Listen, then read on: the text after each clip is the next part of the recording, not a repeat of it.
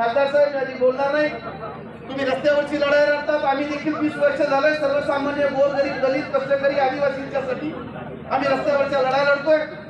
तुमच्यावरती अनेक गुन्हे आहेत, मी आंदोलन करतो, मी प्राध्यापक असून माझ्यावर 14 गुन्हे आहेत पोलीस स्टेशनला।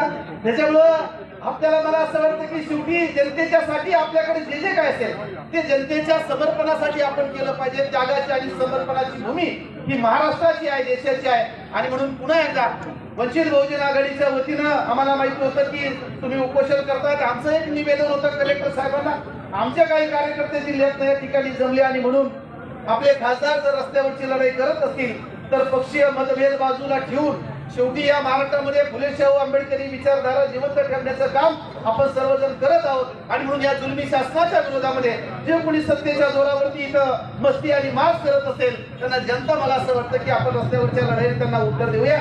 मी आमच्या वंचित बहुजन आघाडीच्या वतीनं खासदार साहेब तुम्हाला खूप खूप पाठिंबा या ठिकाणी आंदोलनासाठी देतो। भविष्य काळामध्ये देखील जेव्हा जेव्हा सर्वसामान्यांच्या हितासाठी तुम्ही रस्त्यावरती याल तेव्हा आम्ही वंचित बहुजन आघाडीचे कार्यकर्ते आपल्या सोबत राहू, तुम्हाला शक्ती मिळो अशा पद्धतीच्या सद्भावना या ठिकाणी व्यक्त करतो आणि थांबतो। धन्यवाद। जय भीम, जय संविधान।